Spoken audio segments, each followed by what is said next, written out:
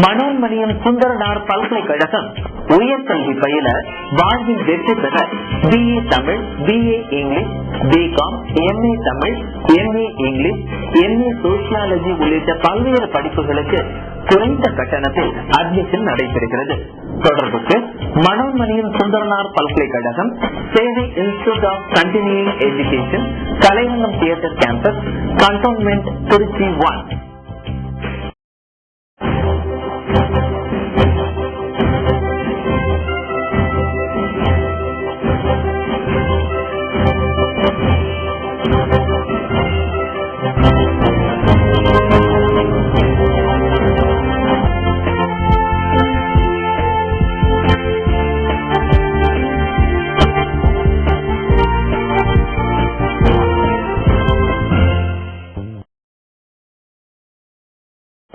வணக்கம்.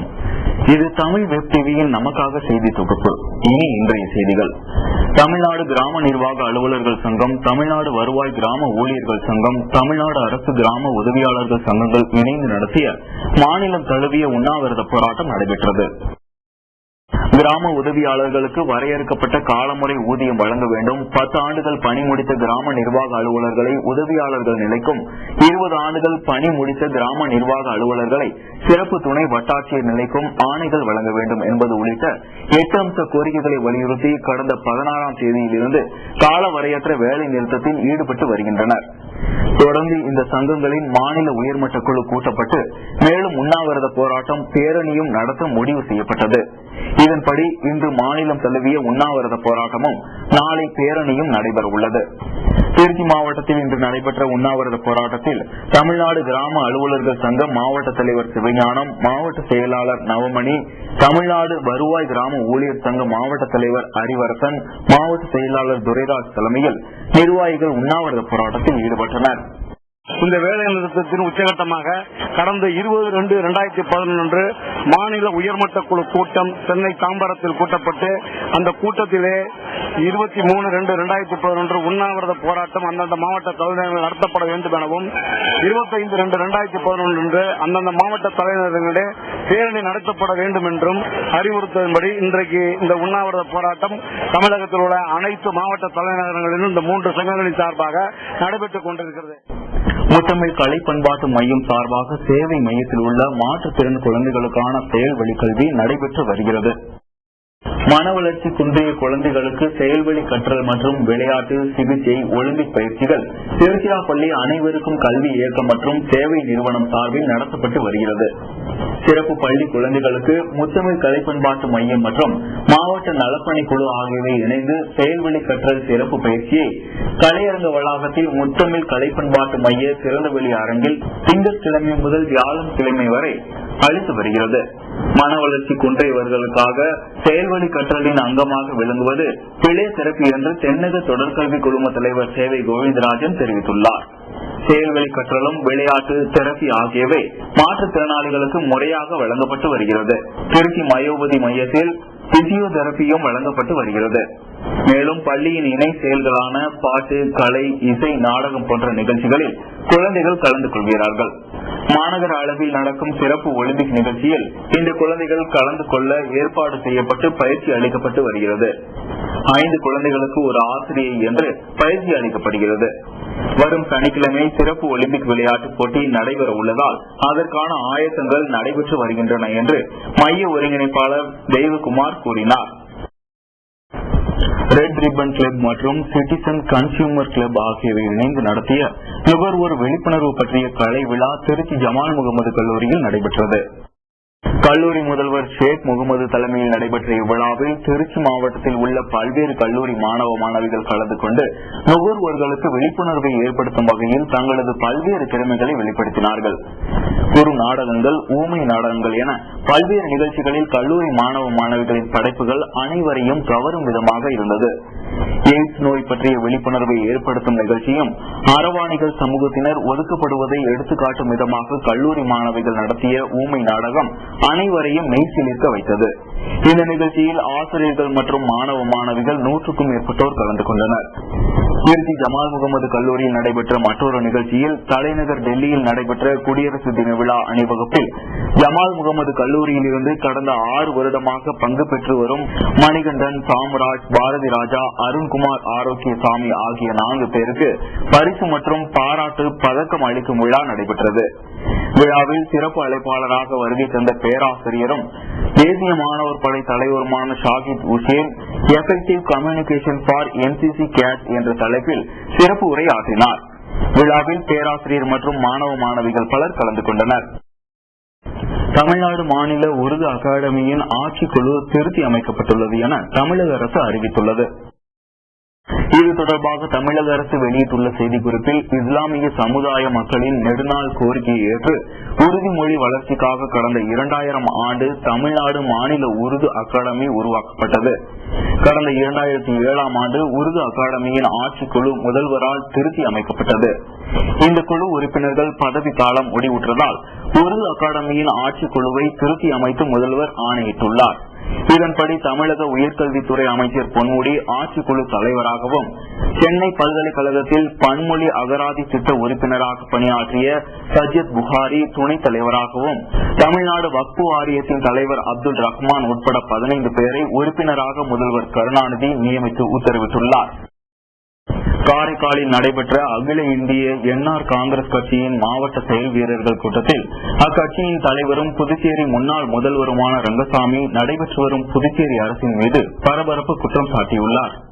புதுச்சேரி யூனியன் பிரதேசத்திற்கு உட்பட்ட காரைக்காலில் அகில இந்திய என்ஆர் காங்கிரஸ் கட்சியின் மாவட்ட செயல் வீரர்கள் கூட்டம் அக்கட்சியின் மாநில துணைத் தலைவர் கோவிந்தராஜ் தலைமையில் நடைபெற்றது. கூட்டத்தில் அகில இந்திய என்ஆர் காங்கிரஸ் கட்சியின் தலைவரும் புதுச்சேரியின் முன்னாள் முதலமைச்சருமான ரங்கசாமி கலந்து கொண்டு பேசுகையில், புதுச்சேரி மாநிலத்தில் தன்னால் கொண்டுவரப்பட்ட பல திட்டங்களை தற்போதைய முதல்வரால் முழுமையாக நிறைவேற்ற முடியாத சூழ்நிலை ஏற்பட்டுள்ளது என்றும், இதற்கு காரணம் முதல்வர் மற்றும் 5 அமைச்சர்கள் என 6 பேரும் முதலமைச்சர் போன்று செயல்படுவதுதான் என குற்றம் சாட்டினார். மேலும் தற்போதைய ஆட்சியில் மக்களுக்கு தேவையான நல்ல திட்டங்கள் எதையும் நிறைவேற்றாததோடு கடந்த 2.5 ஆண்டு கால ஆட்சியில் எந்த புதிய திட்டத்தையும் அறிவிக்கவில்லை என்றும் தெரிவித்தார். கூட்டத்தில் மாநில மற்றும் நிர்வாகிகள் பலர் கலந்து கொண்டனர். தமிழ் இணை கல்விக் கழகம் பிற பல்கலைக்கழகங்கள் போல் முழுமையான பல்கலைக்கழகமாக நிலை உயர்த்தப்படும் என தமிழக முதலமைச்சர் கருணாநிதி அறிவித்துள்ளார். 1991 ஆண்டு பிப்ரவரி திங்களில் சென்னை மாநகரில் நடைபெற்ற உலக தமிழ் இணைய மாநாட்டில் அறிவிக்கப்பட்டதற்கு ஏற்ப தமிழக முதலமைச்சர் கருணாநிதி தமிழ் இணைய பல்கலைக்கழகம் எனும் இணைய கல்வி நிறுவனத்தை தொடங்கி வைத்தார். பின்னர் இந்த நிறுவனம் தமிழ் இணைய கல்விக் கழகம் என பெயர் மாற்றம் செய்யப்பட்டது. உலகம் எங்கும் உள்ள மக்களுக்கு தமிழ் பயிலும் வாய்ப்பை அளிக்கும் இந்த தமிழ் இணைய கல்விக் கழகம் ஒருங்கிணைந்த தமிழ் இளநிலை பட்ட படிப்பினை இணையதளம் வாயிலாக வழங்கி வருகிறது. மேலும் இக்கல்விக் கழகம் தமிழ் முதுகலை பட்ட படிப்பிற்கான பாடங்களையும் ஆய்வு செய்து வருகிறது. தமிழ் இணைய கல்விக் கழகம் தமிழ் மொழியின் இலக்கண இலக்கியங்களையும், தமிழ் மொழியின் வரலாறு, தமிழ் பண்பாடு போன்றவைகளையும் பயில விரும்புவோரின் தேவைகளை நிறைவு செய்வதற்கு உதவும் வகையில் இந்நிறுவனம் பிற பல்கலைக்கழகங்களைப் போல முழுமையான பல்கலைக்கழகமாக நிலை உயர்த்தப்படும் என்று, அதற்கென சட்டம் இயற்றுவதற்கு தேவைப்படும் நடவடிக்கைகள் மேற்கொள்ளப்படும் என்றும் முதல்வர் கருணாநிதி அறிவித்துள்ளார். நாகையில் இலங்கை அரசை கண்டித்து நடிகர் விஜய் தலைமையில் கண்டன பொதுக்கூட்டம் நடைபெற்றது. தமிழக மீனவர்களை தொடர்ந்து இலங்கை கடற்படையினர் தாக்குதல் நடத்தி கைது நடவடிக்கைகளில் ஈடுபட்டு துன்புறுத்தி வருவதை கண்டித்து நடைபெற்ற இந்த பொதுக்கூட்டத்தில் பங்கேற்பதற்காக ஆயிரக்கணக்கான ரசிகர்கள் அலைமோதினார்கள். கூட்டத்தில் நடிகர் விஜய் பேசுகையில், தமிழர்கள் ஆகிய நாம் குழந்தைகள் முதல் பெரியவர்கள் வரை அனைவரும் ஒன்று சேர்ந்து பிரதமர் மற்றும் முதல்வரின் வீட்டின் கதவை தட்டும் வகையில் தந்தி அனுப்ப வேண்டும் என்றும், தொடர்ந்து மீனவர்கள் நலன் கருதி போராட வேண்டும் என்றும் கூறினார்.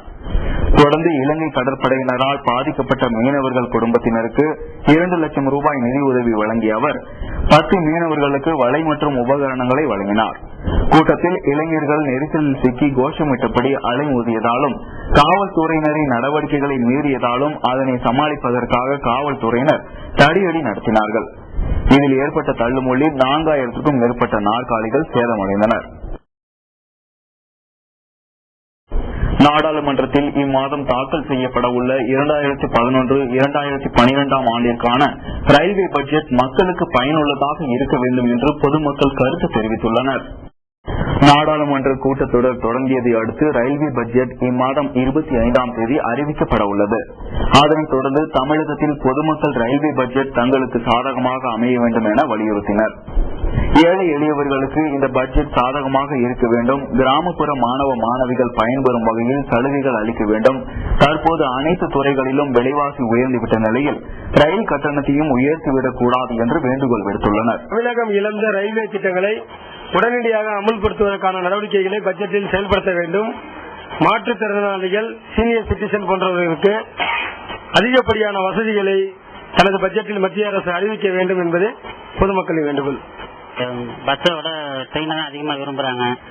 வர்ற பட்ஜெட்டில் ட்ரெயின் கட்டணம் ஏழையில் மிக சாதகமாக இருக்கணும். மாணவர்கள்லாம் பார்க்க நிறைய பேர் அதில் தான் வர்றாங்க போகிறாங்க. கிராமத்தில் இருந்தெல்லாம் பார்த்தீங்கன்னா இந்த ட்ரெயினை தான் நம்பி இருக்காங்க. அவங்களுக்கு விலை உயர் டிக்கெட்டு கட்டணத்தை ஏற்றாம ஏற்கனவே உள்ள கட்டணத்தை நின்று வச்சா நல்லா இருக்கும். வர்ற 2 நாளில் போடுற பட்ஜெட்டு மக்களுக்கு சாதகமாக இருக்கணும். ஏற்கனவே எல்லாருமே விலைவாசி ஏறி ரொம்ப சிரமத்தில் இருக்கும். இந்த பட்ஜெட்டு ஏழைக்கு தான் உதவுற மாதிரி பழைய கட்டணமே இருந்தால் நல்லா இருக்கும். மேலும் மூத்த குடிமக்களுக்கு ஆண் பெண் பாரபட்சம் பார்க்காமல் சலுகைகளை அமல்படுத்த வேண்டும் மற்றும் மாற்றுத்திறனாளிகள், மகளிர்கள் ரயில் சேவைகளில் ஏற்படும் கூட்ட நெருக்கடிகளில் சிக்கி தவிப்பதை கருத்தில் கொண்டு பெட்டிகளை அதிகப்படுத்துவதோடு ரயில் சேவைகளையும் அதிகப்படுத்த வேண்டும் என்று வேண்டுகோள் விடுத்துள்ளனர். ரயில்வே பட்ஜெட்ல சீனியர் சிட்டிசனுக்கு ரயில்வேல 50% சலுகை கொடுக்கணும்னு சொல்லியிருந்தாங்க. லேடிஸுக்கு ஏஜ் ரிலாக்ஸேஷன் பண்ணவே மாட்டேங்கிறாங்க. அது நடைமுறையில் படுத்தவே இல்லை. 2 பேரும் ஒரே டிராவல் பண்ணும்போது ஜென்ஸுக்கு செக்ஷன் கிடைக்குது, லேடிஸுக்கு கிடைக்க மாட்டேங்குது. ரொம்ப மனசு வருத்தமா இருக்கு. ரொம்ப போக வரலாம் ரொம்ப கஷ்டமா இருக்கு. மக்கள் ரொம்ப கஷ்டப்படுறாங்க, நெருக்கடியா இருக்கு, இட வசதி இல்ல, நிறைய பேர் நின்றுட்டு போறாங்க. அதனால அவங்க இன்னும் கொஞ்சம் ஒதுக்கீடு செஞ்சு கொஞ்சம் ரயில்வே இதெல்லாம் பண்ணி கொடுத்தா பொதுமக்களுக்கு ரொம்ப நல்லா இருக்கும்.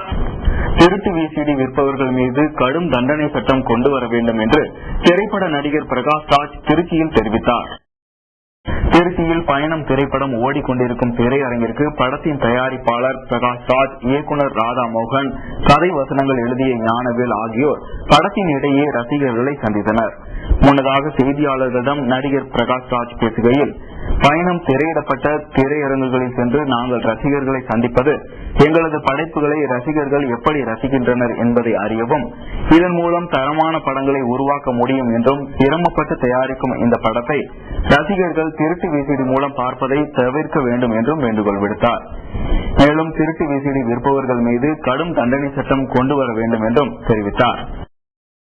காவேரி, ஈரோடு ரயில் நிலையங்களுக்கு இடையே வருகிற 26ஆம் தேதி சுரங்கப்பாதை பணி நடைபெற இருப்பதால் திருச்சிராப்பள்ளி, ஈரோடு இடையிலான ரயில் போக்குவரத்தில் மாற்றம் செய்யப்பட்டுள்ளது.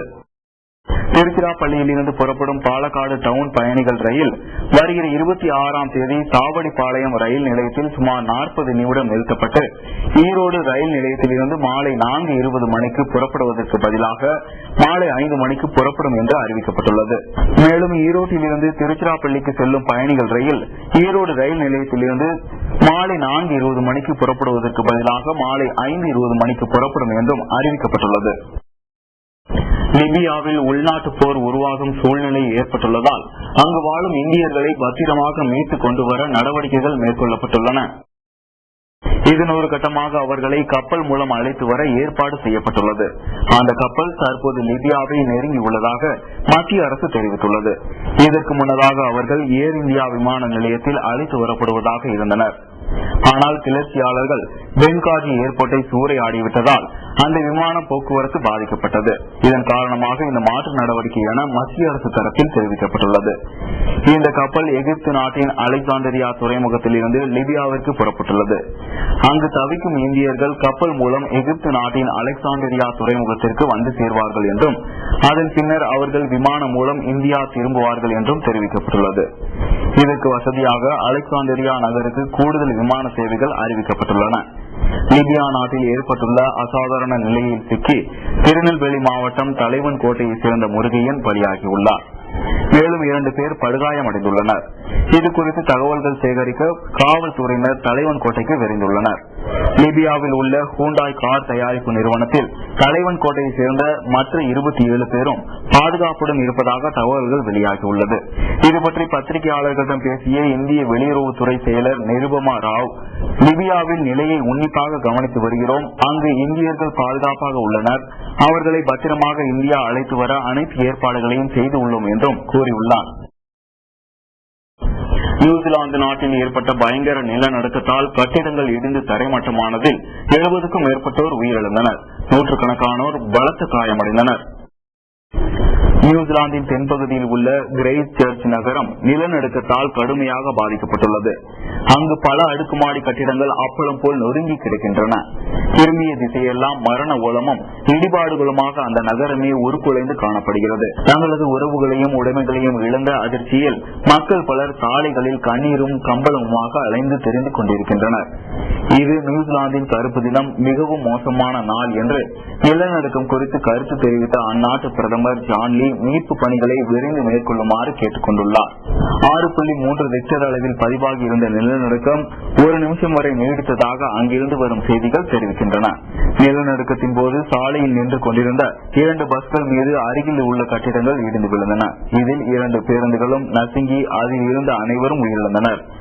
6 மாடி டிவி கட்டிடம் சில நிமிடங்களில் இடிந்து தரைமட்டமானது. அந்த நகரில் அவசர நிலை பிரகடனப்படுத்தப்பட்டுள்ளது. மீட்பு பணியில் ஆஸ்திரேலியா உள்ளிட்ட வெளிநாடுகளிலிருந்து மீட்பு படையினர் அங்கு விரைந்துள்ளனர்.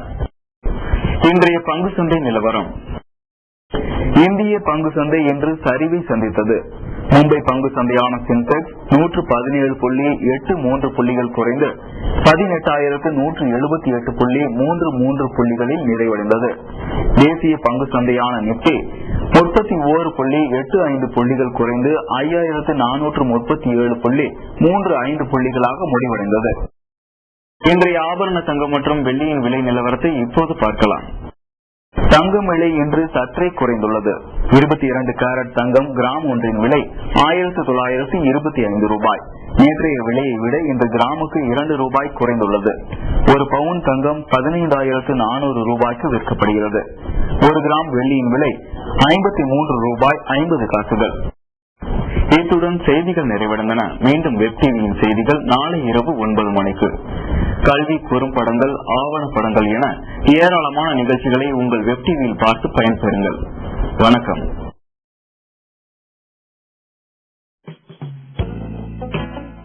தமிழ்நாடு திறந்தநிலை பல்கலைக்கழகம் உங்கள் கல்வி தகுதியை வளர்த்துக் கொள்ள அரிய வாய்ப்பு. MBA, MA History, MA Public Administration, MA Sociology, MA Political Science, MA Economics, BA English, BA History, BA Economics, BA Business Economics, BA Tourism and Travel Studies, BA Public Administration, BA Political Science, BA Sociology, BA Social Work உள்ளிட்ட படிப்புகளுக்கு admission நடைபெறுகிறது. தொடர்புக்கு Sevai institute of continuing education, Kalaiyarangam campus, cantonment 31. Nehru Yuva Kendra மற்றும் மாவட்ட நலப்பணிக்குழு system அமைப்பு இணைந்து நடத்தும் குறுகிய கால தொழிற்பயிற்சிகள். மாற்றுத்திறனாளிகள் உதவியாளர், செவிலியர் உதவியாளர், கம்ப்யூட்டர் பயன்பாடுகள், வீடியோகிராபி, மாஸ் கம்யூனிகேஷன், குழந்தைகள் பராமரிப்பாளர், டிடிபி உள்ளிட்ட அனைத்து படிப்புகளுக்கும் அட்மிஷன் நடைபெறுகிறது. தொடர்புக்கு சிஸ்டம் மையம், கலையரங்க வளாகம், கண்டோன்மெண்ட் திருச்சி 1.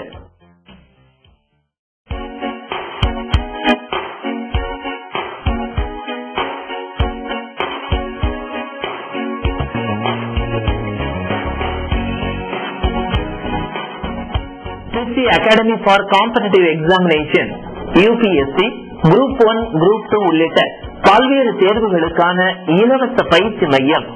வங்கி தேர்வு மற்றும் ஸ்டாஃப் செலக்ஷன் உள்ளிட்ட தேர்வுகளுக்கும் இலவச பயிற்சி நடைபெறுகிறது.